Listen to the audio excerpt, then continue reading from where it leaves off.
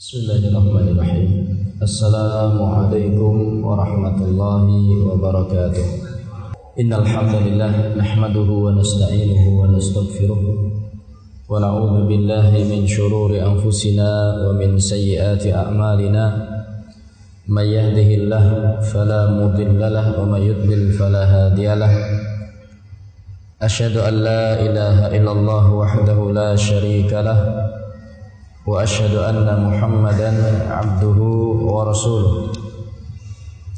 Ya ayyuhalladzina amanu taqullaha haqqa tuqatih wa la tamutunna illa wa antum muslimun. Ya ayyuhalladzina amanu taqullaha wa qulu qawlan sadida yuslih lakum a'malakum wa yaghfir lakum dhunubakum. Wa may yuti'illaha wa rasulahu faqad faza fawzan 'azima. Amma ba'd, fa inna asdaqal hadits kitabullah wa khairal hadi hadi Muhammadin sallallahu alaihi wasallam wa syarral umuri muhdatsatuha wa kullu muhdatsatin bid'ah wa kullu bid'atin dhalalah wa kullu dhalalatin finnar. Kaum muslimin dan muslimat, bapak-bapak, ibu-ibu, jamaah salat maghrib dan ta'lim hari Selasa sore atau malam, rahimani wa rahimakumullah. Demikian juga kaum muslimin dan muslimat, para pendengar Radio Insani di 102,2 FM yang dirahmati oleh Allah Subhanahu wa taala. Alhamdulillah, pada kesempatan malam hari ini kembali kita berkunjung di taman-taman surga, yaitu Majlis Ta'lim. Sebagaimana disabdakan oleh Rasulullah sallallahu alaihi wasallam, "Idza ra'aitum raudatan min riyadil jannah farta'u fiha." Apabila kalian melihat salah satu taman di antara taman-taman surga, maka irta'u fiha, menggembalalah di sana, yakni makanlah di sana, bersenang-senanglah di sana.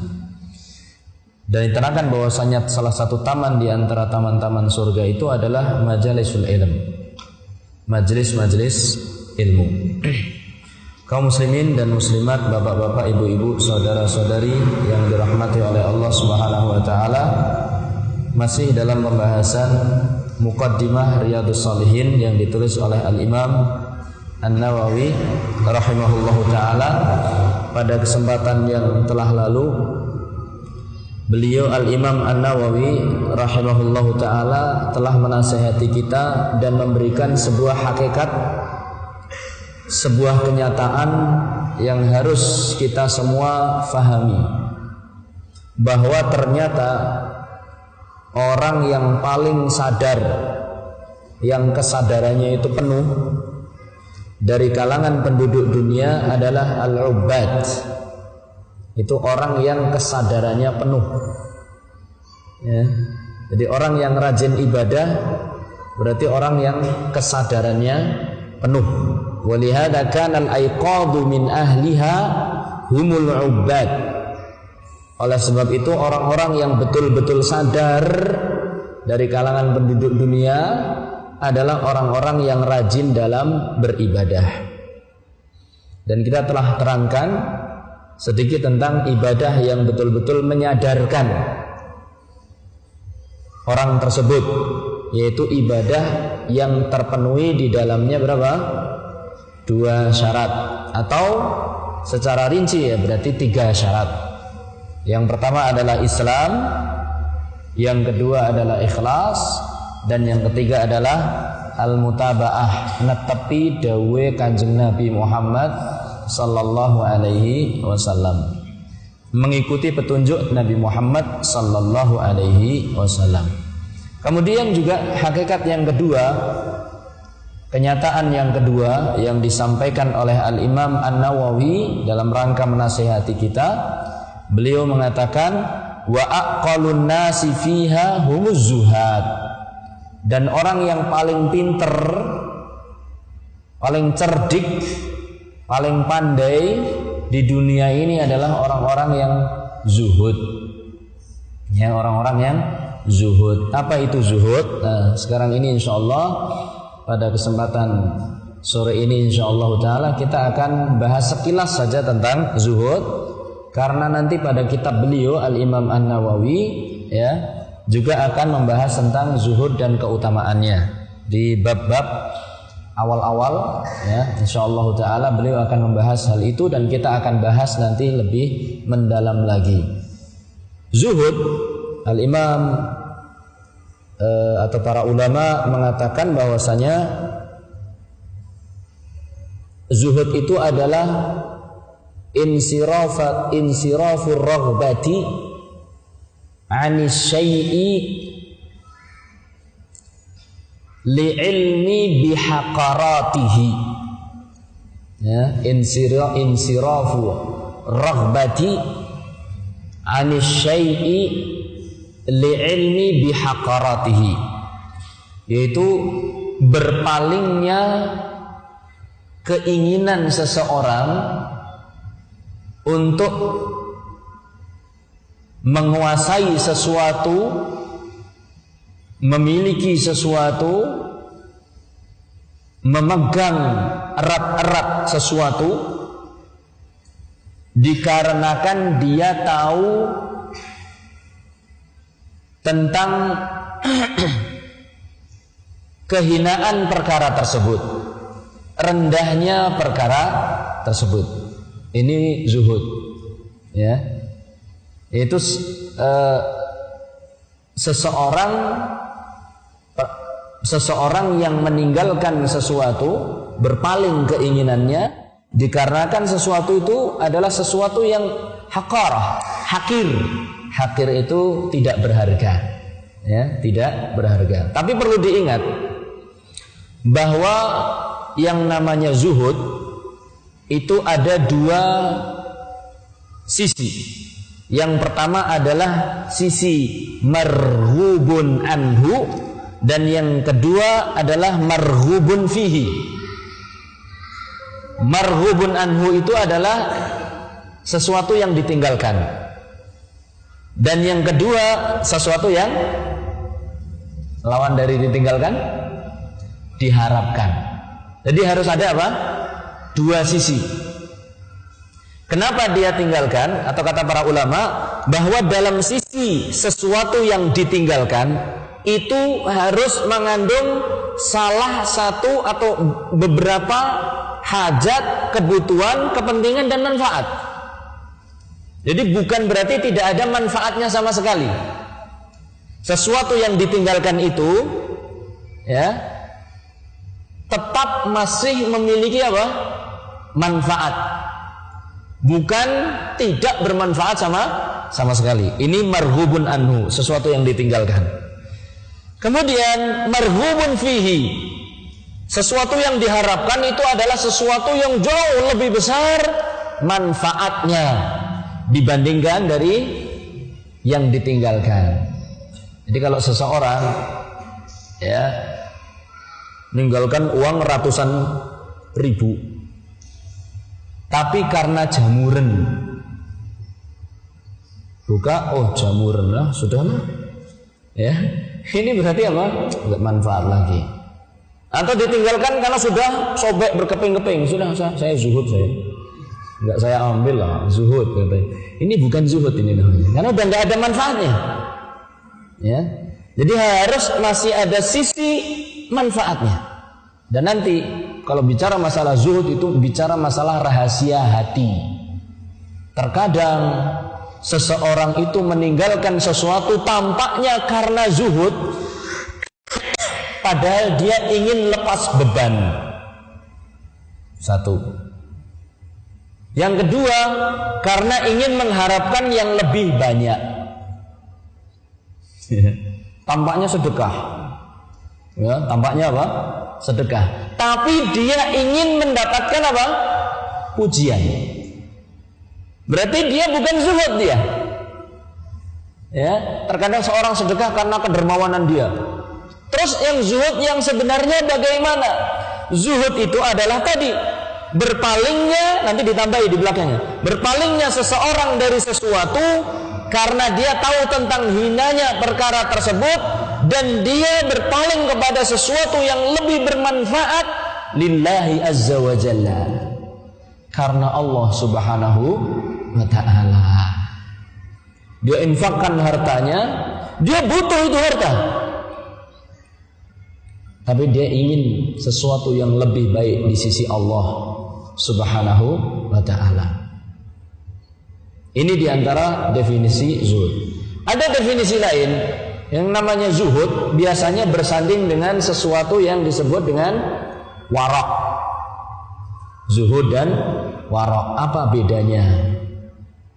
Kata Syekhul Islam Ibn Taimiyah bahwasanya zuhud itu adalah tarku ma la yanfa'u fil akhirah, meninggalkan sesuatu yang tidak bermanfaat di kehidupan akhirat.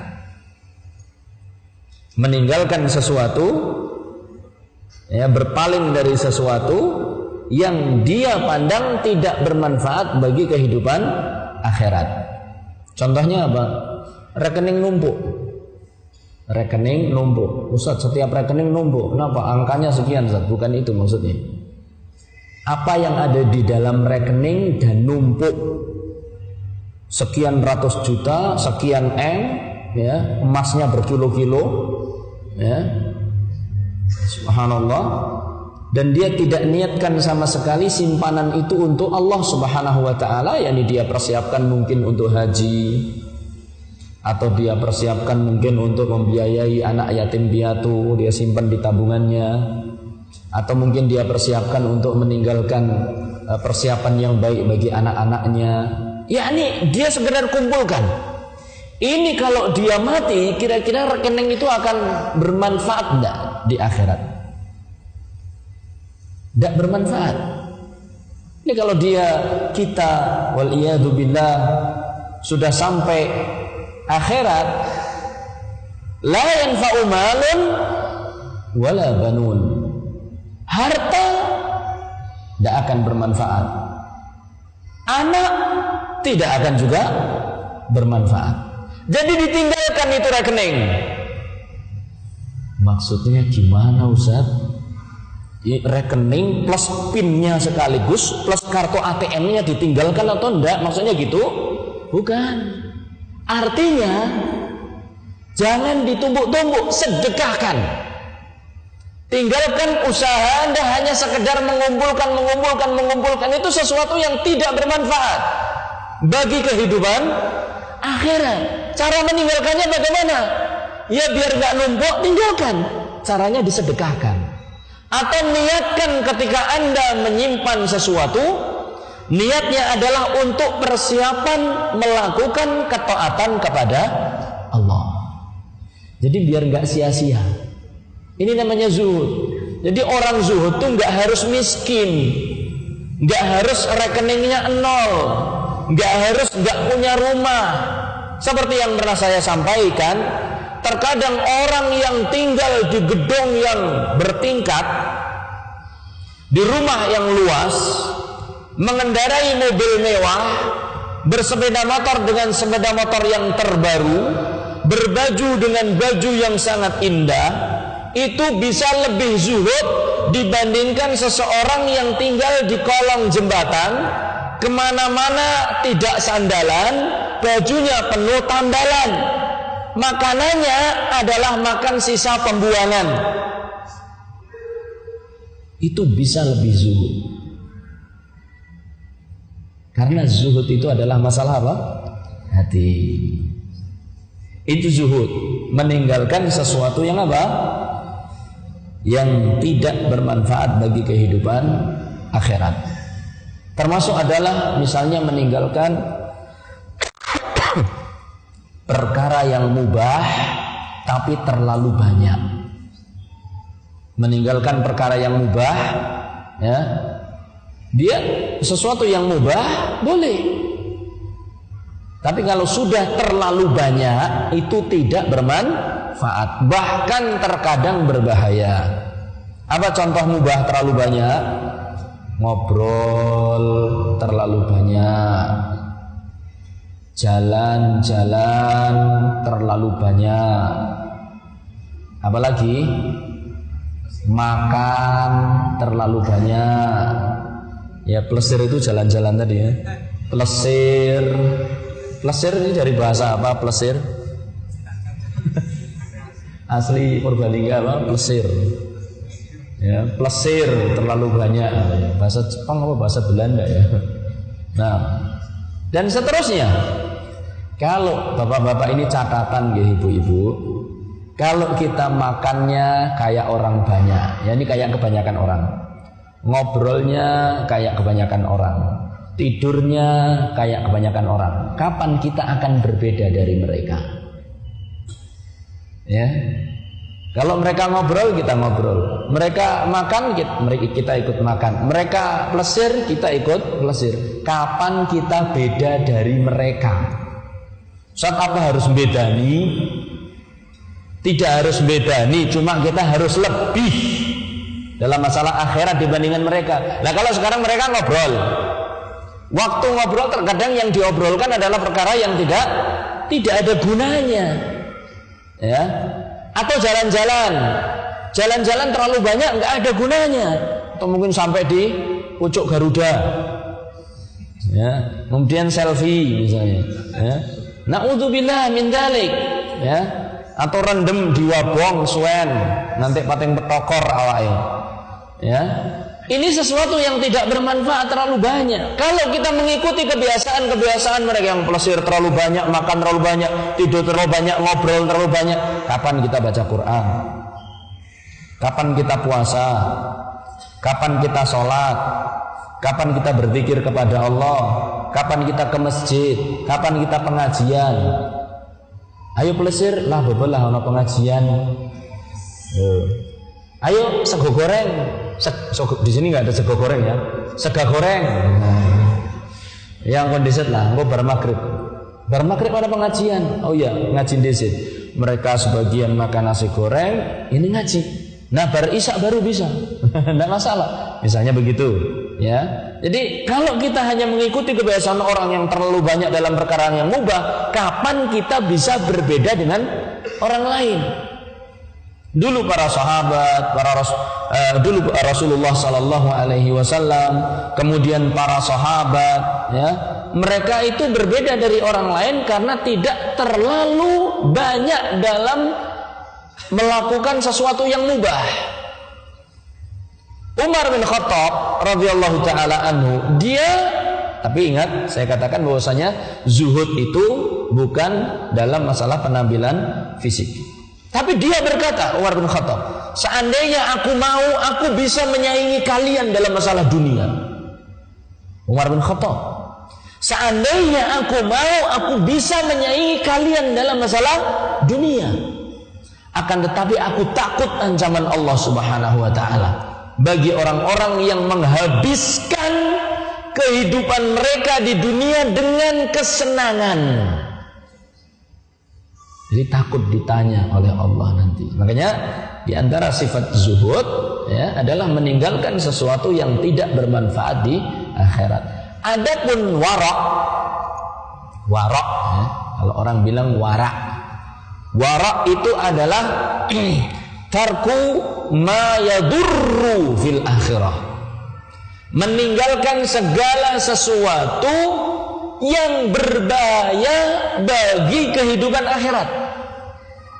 Meninggalkan segala sesuatu yang berbahaya bagi kehidupan akhirat. Ini diantara definisi zuhud dan juga definisi wara.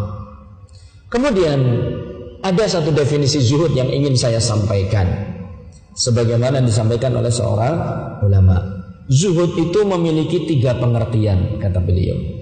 Ya, zuhud itu memiliki 3 pengertian. Yang pertama, pakai bahasa Indonesia saja, bahwa apa yang ada di sisi Allah, apa yang ada di tangan Allah, lebih engkau percayai. Apa yang ada di tangan Allah lebih engkau percayai dibandingkan apa yang ada di tanganmu. Itu namanya zuhud. Ini kita lebih percaya pada kekuasaan, kemampuan Allah Subhanahu wa taala dibandingkan kekuatan kita. Contoh seorang yang akan sedekah. Seorang yang akan sedekah, ya, orang yang zuhud dalam bersedekah, dia itu tidak berat untuk melepaskan hartanya. Itu orang yang zuhud. Beda dengan orang yang kurang zuhudnya. Ya, contoh gampang, walaupun mungkin contoh ini tidak persis benar. Ya, saya katakan contoh ini tidak persis apa? Benar. Contoh, ngesaki abang-abang, biru-biru, ijo-ijo, terus ijo kusem. Ya, kemudian lewat kalengan. Sing zuhud, cek, plum. Nah gitu, itu yang zuhud itu, ya. Cek, plum. Ternyata apa dilirik? Merah, dah tidak apa-apa. Bismillah. Apa yang ada di sisi Allah lebih baik daripada kalau yang merah-merah itu tetap di saku saya. Ini berarti dia lebih percaya apa? Yang ada di sisi Allah dibandingkan apa yang dia miliki. Niki walaupun tidak persis benarnya contoh ini, kan sekedar contoh ya, untuk mendekatkan apa? Pemahaman. Jadi kalau ambil merah, bismillah. Ini tinggalnya merah-merah di saku saya tidaklah jauh lebih baik dibandingkan ini saya sedekahkan karena Allah. Dia harapkan apa yang ada di sisi Allah. Dia percaya bahwasanya balasan di sisi Allah jauh lebih baik daripada kalau barang itu tetap dia miliki. Makanya di antara sahabat, Masya Allah, kalau sedekah itu ora hitung, boten hitung-hitung. Abu Bakar, dia sedekahkan semua hartanya. Ada di antara kita yang begitu? Sulit sekali. Ketika ditanya, lah, "Tsumma madza aqaita li ahlika?" Apa yang engkau sisakan buat keluargamu wahai Abu Bakar? Kata Rasulullah sallallahu alaihi wasallam. Maka Abu Bakar, abqaitu lahum Allah wa rasulah. Saya sisakan buat mereka Allah dan Rasulnya. Subhanallah. Umar separuh hartanya. Kita mungkin akan menganggap, ya Umar kalah jauh dengan Abu Bakar. Umar kalah jauh dengan Abu Bakar. Tapi, lu kenapa? Abu Bakar seluruh hartanya, Umar cuma apa? Separuh. Kan begitu kita pikirannya, Abu Bakar hebat. Tapi coba, kalau Anda punya 500.000, infakkan 200.000. Kalau Anda punya 1 juta, keluarkan 500.000. Abot. Apa enteng? Berat. Ya. Kalau di rekening kita ada 20 juta, kita keluarkan 10 juta. Masya Allah nih. 60 juta, 30 juta. Rumahnya diparuh, cuek. Diketok sertifikatnya. Separuh. Enteng apa abot? Nek ngetok sertifikat abot, Ustaz. Ya itu ibaratnya lah. Rumah dijual, harganya berapa? 1 M, dijual hanya untuk infak dengan separuhnya. Coba, berat sekali. Oh, ternyata infak dengan setengah harta itu juga bukan sesuatu yang mudah. Utsman bin Affan menginfakkan kafilah dagangnya. Bisa dibayangkan, kafilah dagang itu satu perusahaan full. Anda punya perusahaan ini saya infakkan, perusahaan. Jadi menginfakkan ontanya plus barang dagangannya. Oh, bayangkan. Kita mikir-mikir. Ini saya punya bengkel, infak bengkel. Ini saya punya bakso dan segala macam perlengkapannya saya infakkan plus isinya sudah situ. Dan tidak diambil lagi, masya Allah, seperti itu. Ya. Ala kulli hal, ternyata inilah gambaran orang-orang yang mereka yakin bahwa apa yang di sisi Allah jauh lebih berharga dibandingkan apa yang ada di sisi kita. Terus orang yang contoh yang kedua bagaimana Ustaz? Itu orang yang kurang percaya. Ini kan contoh ya. Kalau tadi contohnya apa? Cek nek ya kan. Contoh yang kedua ya maklum lah ya. Kalau infak dilongok dhisik. Set dene abang balik akan meneng set aja nongol dhisik sing abang ya kan. Set biru masukkan lagi ya, tarik lagi dene seijo ya, penek maning ya. Cukup nah liye landep pisan iki. Sing gambar parang niku lho.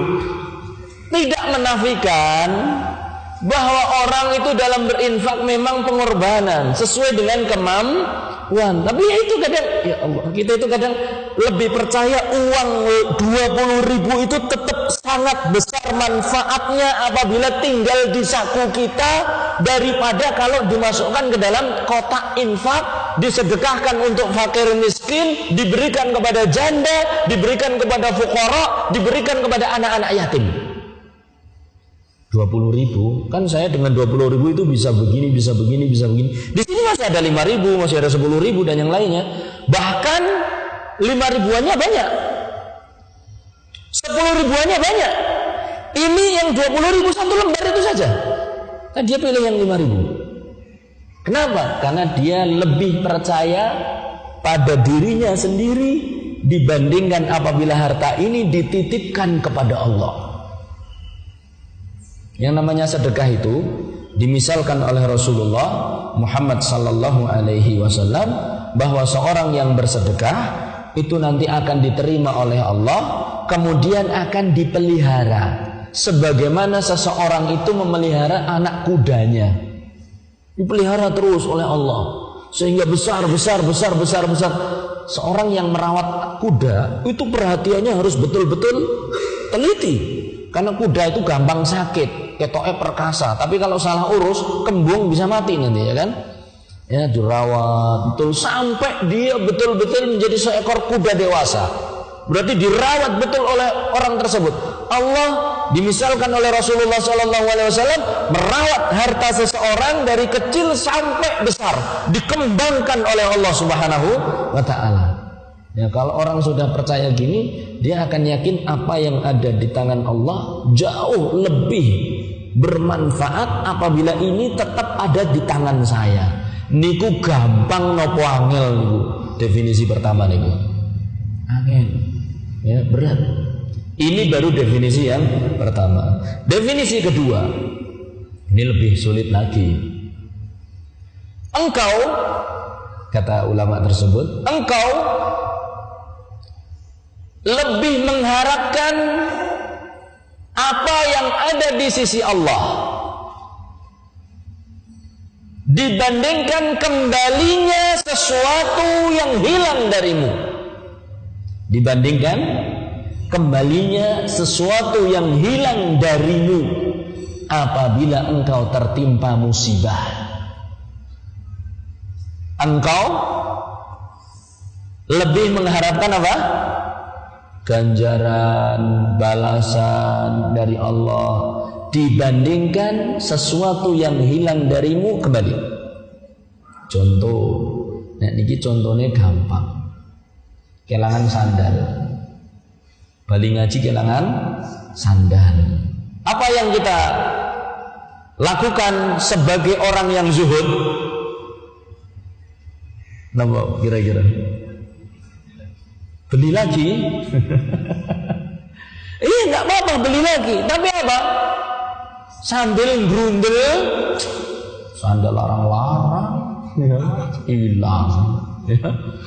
Sandal larang-larang hilang. Kalau seorang yang zuhud, boleh dia beli lagi, tapi hatinya dia katakan, ya Allah, Engkau sudah ambil sandalku di dunia ini ya Allah. Karena saya menghadiri pengajian ya Allah. Mungkin ini, ya mungkin orang ketawa-ketawa kayak gini pikirannya ya. Ini gambaran ini. Mungkin orang itu akan mengatakan, ya Allah, Engkau telah ambil sandalku ya Allah. Dengan takdirmu ya Allah. Maka aku berharap Kau gantikan aku dengan terompah di surga. Gitu, ya kan? Sandalnya mati ya Allah. Tapi kalau wah sandalnya larang, ya Allah, balekaken sandalnya lah. Itu berarti bukan orang zuhud itu. Walaupun setelah itu, apalah nanti bisa beli lagi. Tapi mana ya? Jadi dia masih berharap lebih, bahkan lebih berharap kembalinya sandal itu dibandingkan dia mendapat pahala dari Allah karena musibah yang ditimpakan kepadanya. Ustaz, bisa, nyong bisa, ya sering kan? Saya biasa seperti itu, bisa. Sekarang kalau sepeda motor, nah, sepeda motornya hilang, ya. Kalau orang yang zuhud bagaimana sikapnya? Ya, orang yang zuhud adalah, ya Allah, Kau sudah ambil ya Allah apa yang Kau berikan padaku. Aku ridho ya Allah. Aku mengharap pahala darimu ya Allah. Sudah. Tapi tidak menafikan usaha. Dia boleh lapor polisi, dia boleh mencari, tapi dalam hati dia lebih berharap pahala dibandingkan kembalinya barang tadi itu. Ini yang perkara seperti ini jarang sekali didapati orang-orang zaman sekarang. Ya kita-kita ini sulit. Sepeda motor bisa, mobil aja. Wah, anggar mobil hilang jempling. Jangankan cuma mobil, dompet isi KTP, ATM, rekening saya ketahui. Ya Allah, ini dompet saya, KTP saya, masya Allah. Lah apalagi kartu hutang saya, ya dan yang lain-lain, bingung kita. Lapor ke polisi, lapor ke ini dengan harapan malah dapat bantuan sosial. Karena kehilangan barang. La ilaha illallah. Kalau ulama zaman dahulu bukan dalam masalah zuhud ini, tapi dalam masalah doa mereka juga gitu. Doa. Saya contohkan bagaimana sikap mereka itu terkadang beda dengan sikap kita. Mereka ketika berdoa lebih seneng pengabulan doanya diundur daripada langsung dikabulkan. Kenapa kira-kira? Supaya nyambung terus sama Allah. Ya Allah, saya ini adalah laki-laki. Dilanjut apa? Laki-laki yang penuh liku-liku kehidupan saya sehingga belum laku. Ya, terus berdoa itu lebih senang bagi dia dibandingkan ketika ya Allah berilah aku jodoh mablak gitu. Atau 1 hari kemudian dapat, atau 2 minggu kemudian dapat. Itu lebih senang terus berdoa. Ya Allah, hutangku banyak ya Allah. Berilah aku kelunasan dalam hutang ya Allah. Berilah aku kelunasan dalam hutang ya Allah. Iqdi anid dain. Kalau kita pinginnya cepat. Kalau para ulama sabar. Dia senang dalam berdoa itu, senang nyambung sama Allah. Ya. Nah, milih yang mana? Milih yang langsung dikabulkan apa terus nyambung sama Allah, bapak-bapak, ibu-ibu? Wah, belum berhasil lagi ngaji. Ya, memang berat ya kan?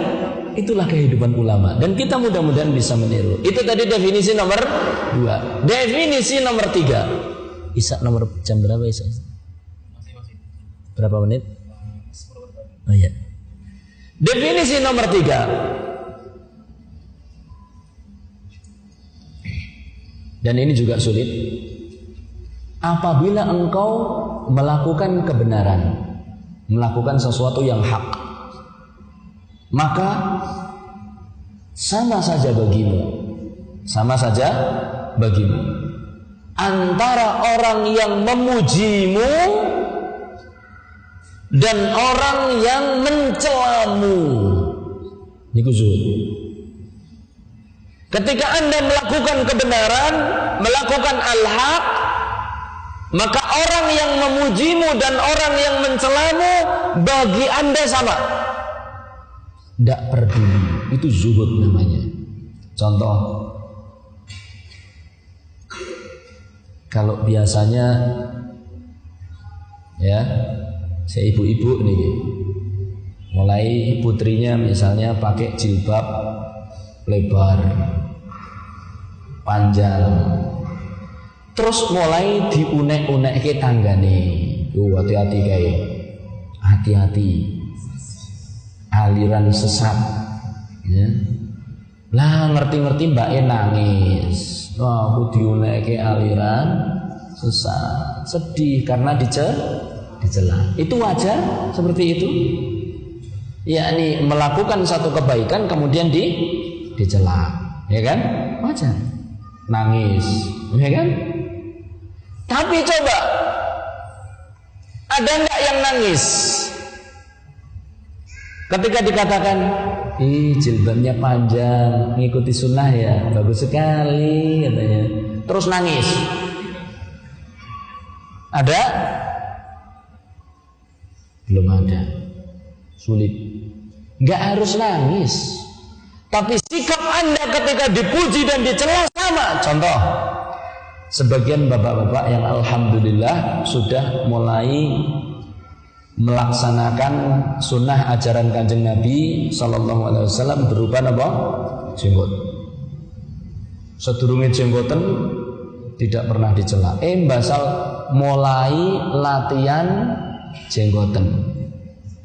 Diunek-unekke. Dene tua temen kok siki. Ya. Itu masih ringan, ya apa-apa lah.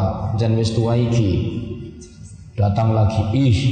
Dene semakin hari semakin kaya. Nah, sedih dia, lapor, Ustaz, ada apa? Saya dicela, kenapa? Ini Ustaz. Oh begitu, sabar. Gimana Ustaz? Saya berat sekali melaksanakan ini Ustaz. Ya, dia sabar. Sehari kemudian dia balik lagi, ketawa-ketawa. Ustaz, ada apa? Ternyata Ustaz, banyak yang memuji saya sekarang Ustaz. Oh, kamu kalau dicela sedih? Iya Ustaz. Kalau dipuji senang? Iya Ustaz. Berarti belum zuhud. Karena dia masih cari perhatian siapa? Orang zuhud adalah orang yang cari perhatian dari Allah. Gak peduli orang mau bilang apa, pating klekar, pating jempalik ngelihat dia, yang penting dia itu menghadap Allah Subhanahu wa ta'ala. Itu yang namanya zuhud. Ya. Jadi ternyata berat. Kemudian pertanyaan, dan ini definisi yang terakhir, apakah seorang yang berharta bisa juga berlaku zuhud? Jawabannya iya. Cirinya apa? Cirinya adalah, ciri orang yang berharta dan bisa berlaku zuhud adalah apabila penambahan harta dia, bertambahnya harta dia tidak membuat dia senang. Dan apabila hartanya berkurang, tidak membuat dia sedih. Gampang napa angel niku? Duwe simpenan kata, angger kurang sedih, angger tambah seneng. Oh berarti belum zuhud. Orang yang zuhud itu biasa-biasa saja menyikapi seperti itu. Karena dia pikirnya apa? Mau tambah mau kurang, yang penting bagaimana saya menggunakan harta saya ini nanti untuk mencari pahala dari Allah Subhanahu wa ta'ala. Mungkin demikian yang bisa saya sampaikan sekilas tentang zuhud. Insyaallah akan kita pelajari lagi pada kesempatan-kesempatan berikutnya di kitab Riyadhus Shalihin bersama Al-Imam An-Nawawi. Demikian, wallahu taala a'lamu bishawab yang bisa saya sampaikan. Mudah-mudahan yang sedikit ini bermanfaat. Wassallallahu ala nabiyyina Muhammad walhamdulillahi rabbil alamin. Subhanakallahumma wa bihamdik asyhadu an la ilaha illa anta astaghfiruka wa atubu ilaik. Wassalamu alaikum warahmatullahi wabarakatuh.